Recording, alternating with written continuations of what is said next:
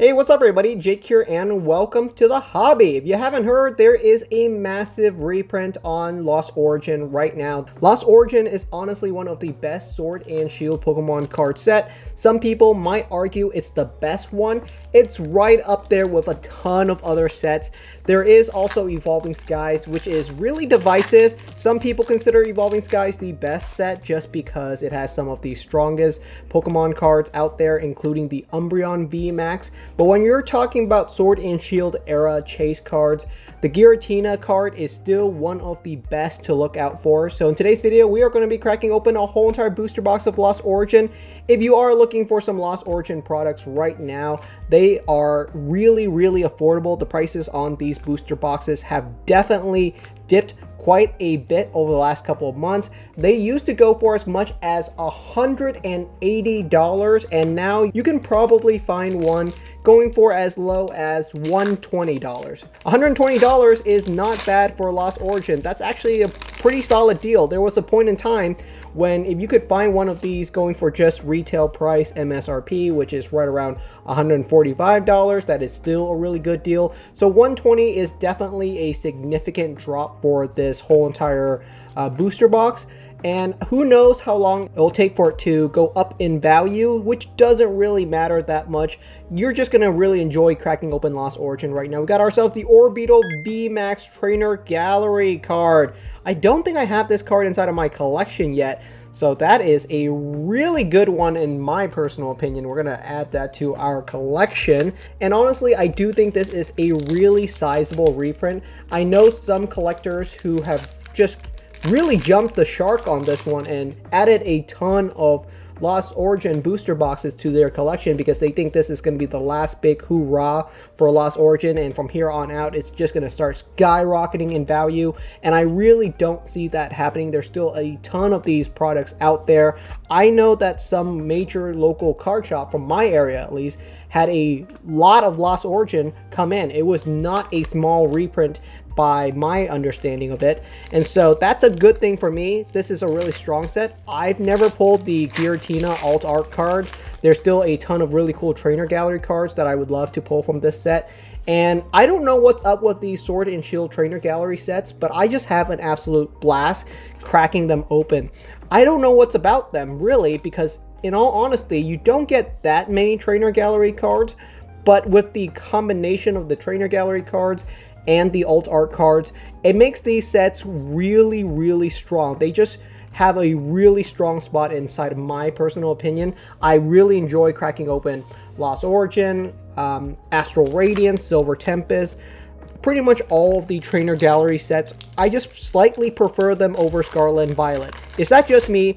Does anyone else prefer all of these trainer gallery sets over Scarlet and Violet? It's not even that Scarlet and Violet sets have been bad, and that's what people are saying.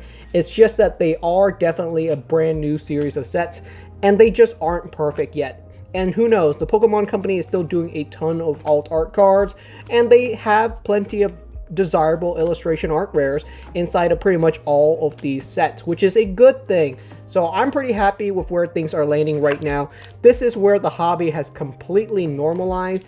If you're an entry-level collector, you're someone that just started collecting, cracking open your very first booster box, now is honestly a great time to just get into the hobby because everything is so much more affordable than it was 2 years ago. Obviously, there's some high-end for trader cards and rare Pikachu promos and Japanese products that have gone through the roof, but if you're a casual collector, that's not who you are really going to be going after. You're not going to be collecting, you know, cards that are worth thousands of dollars that you didn't really know even existed from a couple of years ago. We got ourselves Kyurem VMAX. That's a cool one. All right.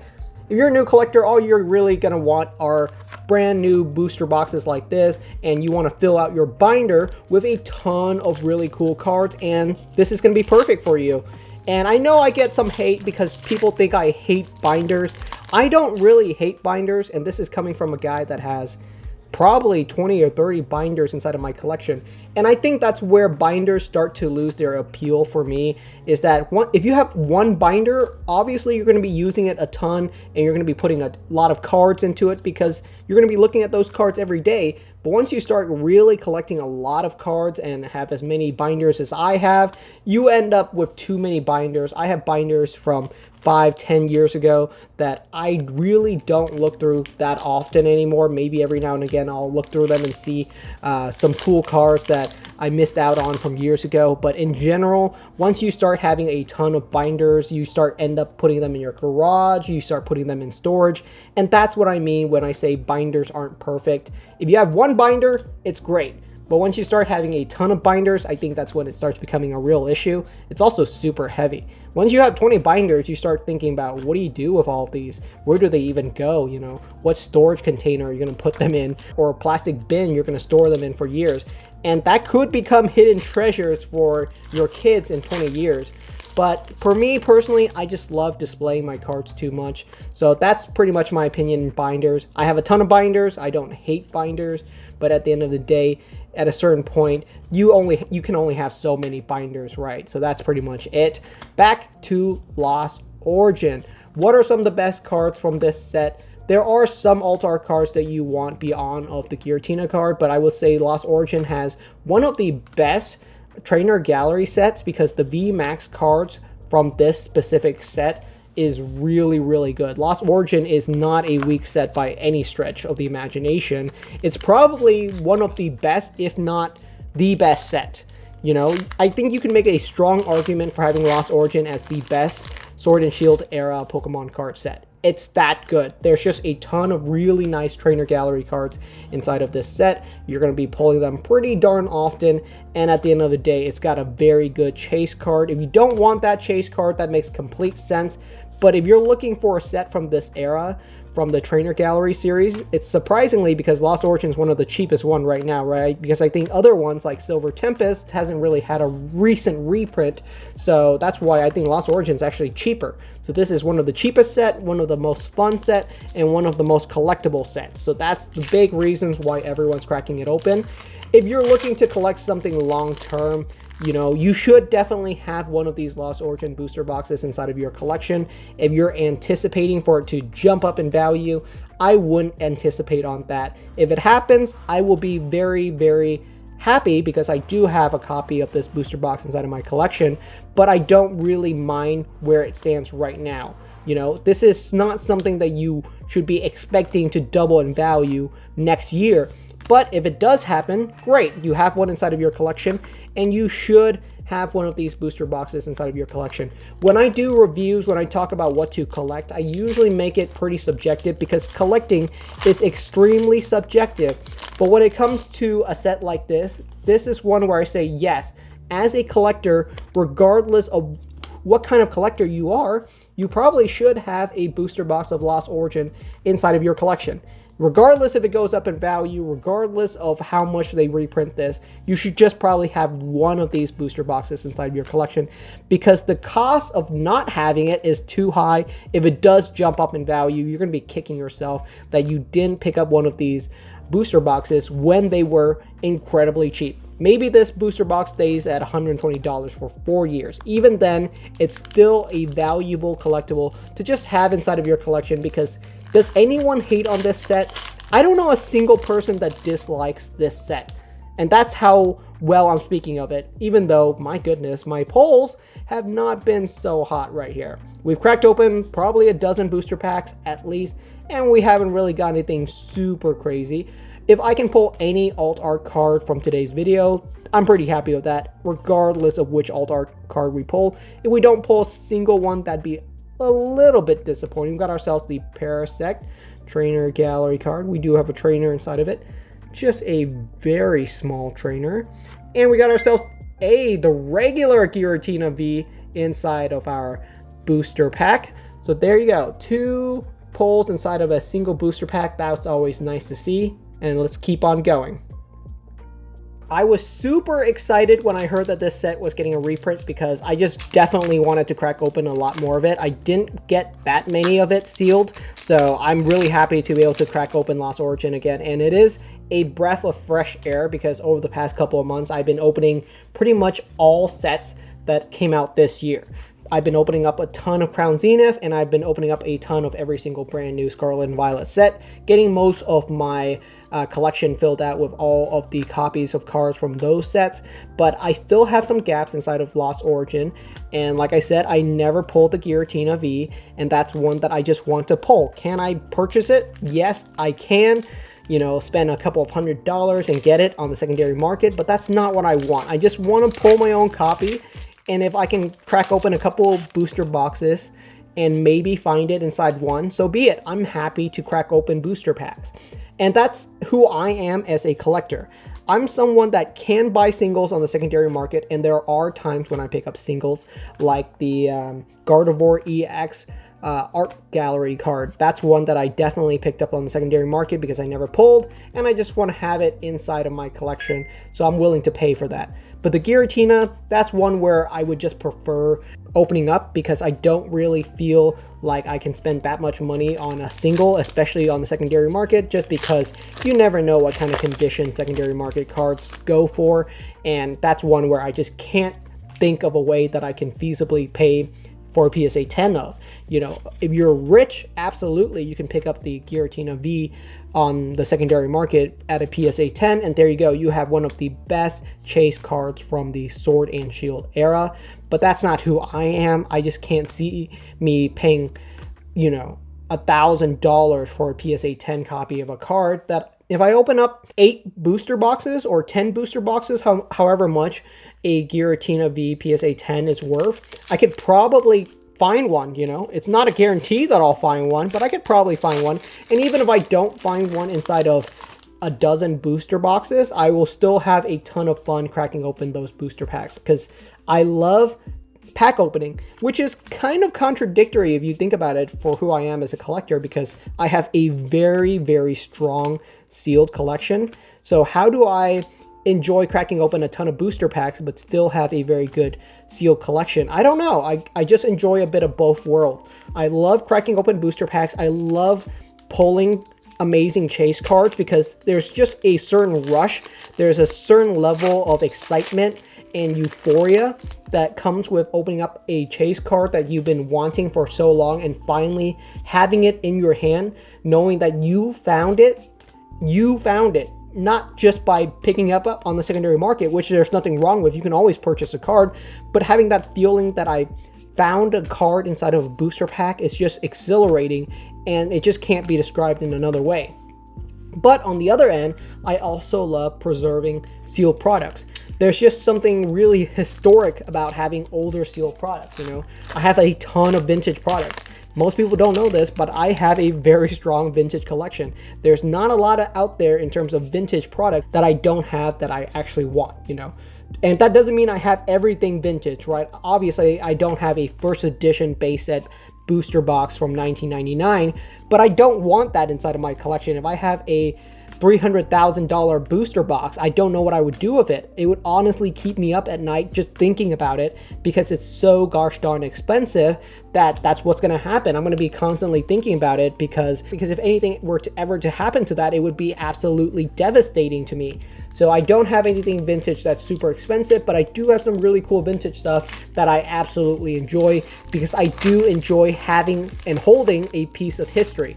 So you have to be someone that enjoys preserving vintage products. So that's why I have some products inside of my collection that I'll never crack open. I've had them for years, and I would be absolutely devastated if I were to ever crack them open and I find something like they were resealed. No one really did vintage reseal products that much for a lot of stuff like Pikachu promos or Mario boxes. I mean, I purchased my Mario Pikachu boxes pretty much at retail price when they were released, or as close to retail price as I could get. And so it does make me think about it every night and again where, oh my goodness, what if my Mario Pikachu box is resealed? But the odds of that happening are so gosh darn low that I don't even want to really consider it because it's just not likely to ever be true. Most of my products are absolutely legitimate, which is the whole entire point of collecting.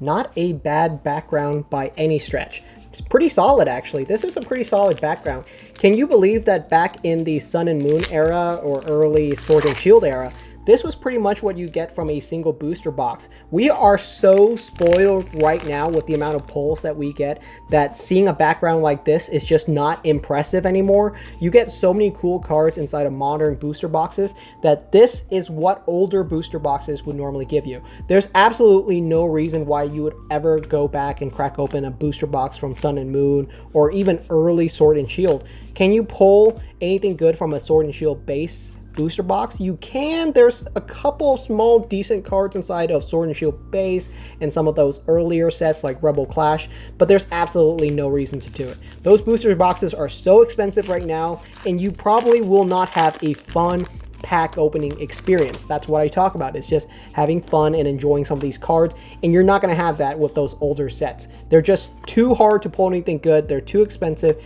and you're never going to get the same level of excitement that you're going to get from Scarlet and Violet and late Sword and Shield. These sets are just going to be significantly better. Even cards like the Pikachu from this set and the Mimikyu, which are both common and rare cards, they still look adorable. Like, this is a really solid art piece. That's just nice. I know it's just a basic rare card, but it's a really solid piece of artwork, and that's what we're talking about from this era. And really, I've only pulled how many Trainer Gallery? 3 Trainer Gallery cards, so that's pretty solid already. Can you believe that's how many you would expect from the illustration rares is 3 right now? If you pull a Scarlet and Violet booster box, I was told that around every single 12 booster packs you can expect an illustration rare card. And like I said, I don't think that's enough. I think these illustration rares should be coming a little bit more often. 3 or 4 illustration rares inside of a booster box is okay, but it's just not enough to excite me. It doesn't have to be expensive illustration rares. I just want to see better looking artistic cards.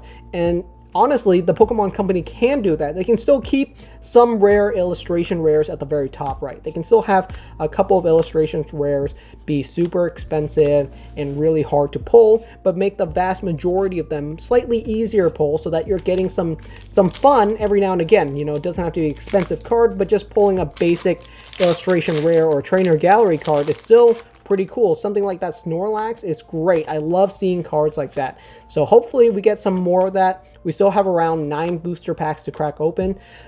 I haven't opened up a Lost Origin booster box in probably 8 or 9 months.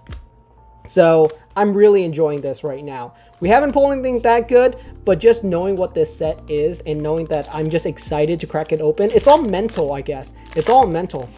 That this is a set that I enjoy cracking open, that I remember the excitement of opening up this set, that even though this booster box doesn't have anything that's really that good yet, I'm still enjoying myself. So I guess it's really such a mindset that you have to go into. And that's what collecting sort of is. There's going to be sets that you absolutely love and sets that just doesn't interest you for whatever reason. Every single Pokemon card set has different Pokemon, has different art style, and has different theming. So sometimes a set that even has worse pull rates can be really exciting to you because of what's inside of the set. Something like Evolving Skies. Would I ever recommend you crack open a booster box of Evolving Skies? No. Terrible pack opening experience. Even when you pull the best illustration rare cards, or I'm sorry, the best alt art cards from, wow, this is the Pikachu, and I keep seeing it, and I love it. It's adorable artwork, and I'm glad it's common. Even when you pull the best cards from Evolving Skies, wow, we got ourselves an upside down Cascoon. It's still not that exciting. It is really exciting to pull an Umbreon VMAX. It's going to be a fun time, but it's so rare. It's so rare. It's just not realistically going to happen. And when it does happen, you still probably have 35 booster packs that didn't really excite you. So the peak in Evolving Skies is really high, but to experience that peak excitement is so hard. It's just not worth going after. Can I get a decent pull, please? Feels like it's been too long since we've gotten anything good. Not even an ultra rare. We haven't pulled a single full art card either. Not even a single full art card.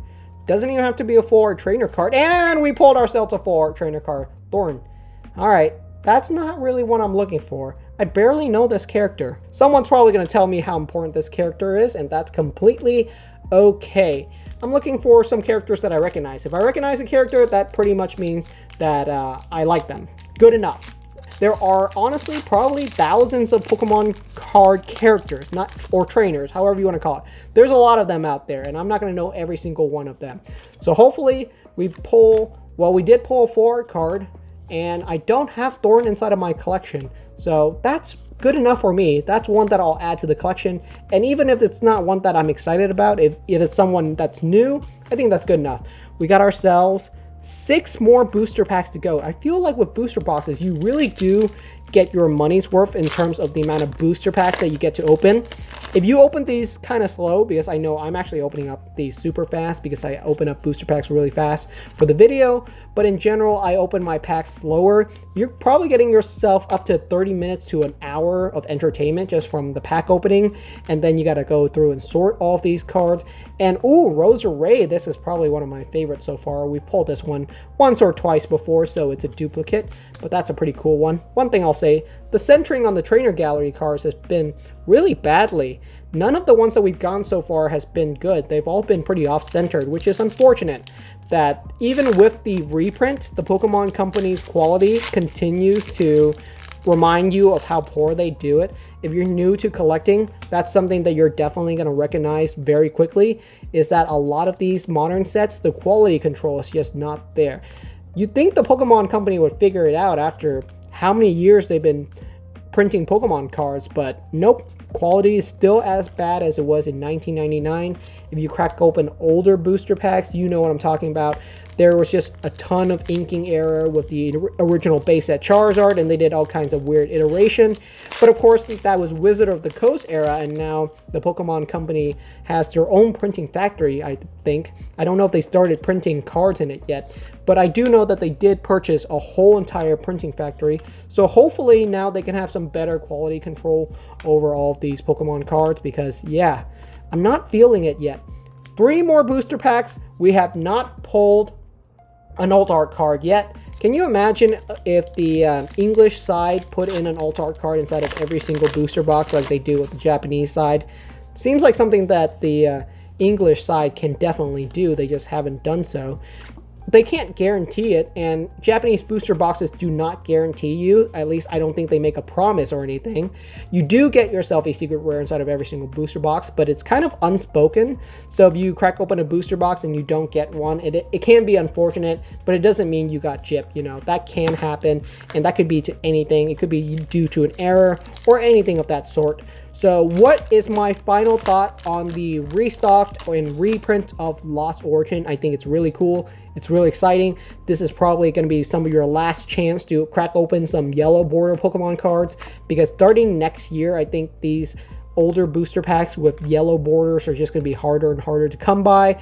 Eventually, you never open up yellow border Pokemon cards ever again, which is a little bit sad when you think about it, but it's going to be a while. It's going to be a while. The amount of yellow border cards and packs are definitely going to start to dwindle down as the Pokemon Company just continues to do these new gray and silver ones, which is a little bit unfortunate. But yeah, crack open Lost Origin. It's a fun set to crack open. We've opened up 4 or 5 trainer gallery cards so far, which is definitely higher than the Scarlet and Violet era, and we still haven't pulled an alt art card. This is our final booster pack. Let's see if we get anything decent at all from our final booster pack. At this point, I'm going to take literally anything. I'll take literally anything. I'll take that. Hisuian Zoroark final booster pack, and that's pretty solid. All right, everybody, that's the end of today's video. Thank you so much for watching. If I can give you guys any piece of advice, I would say pick up pretty much the whole entire trainer gallery era. So that's pretty much going to be Brilliant Stars, Astral Radiance, Lost Origin, and Silver Tempest.